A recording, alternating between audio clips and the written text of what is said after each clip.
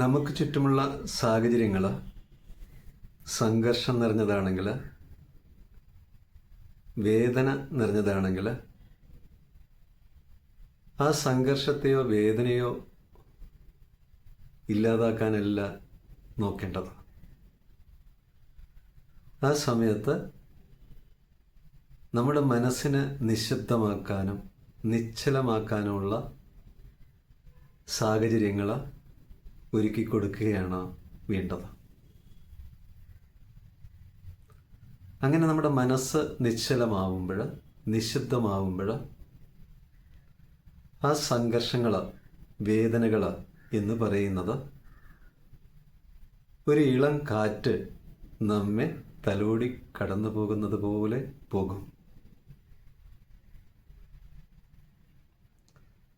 ഒരിക്കൽ ഒരു ഗുരുവിൻ്റെ ശിഷ്യൻ ഗുരുവിനോട് ചോദിച്ചു,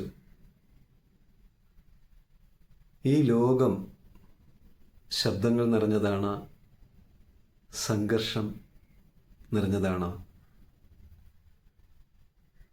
അത്തരമൊരു സാഹചര്യത്തിൽ എനിക്ക് എങ്ങനെയാണ് ശാന്തനായിട്ട് ഇരിക്കാൻ സാധിക്കുക?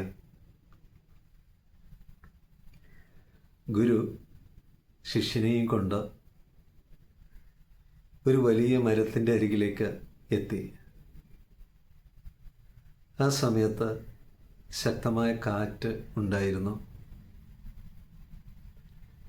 കാറ്റിൻ്റെ ശക്തിയിൽ ഇലകൾ അനങ്ങി, ബലമില്ലാത്ത ശിഖരങ്ങൾ അനങ്ങി. പക്ഷെ മരത്തിൻ്റെ നടുഭാഗം, മരം നിശ്ചലമായി നിലകൊണ്ടു. ഈ കാറ്റിന് മരത്തെ ബാധിച്ചില്ല.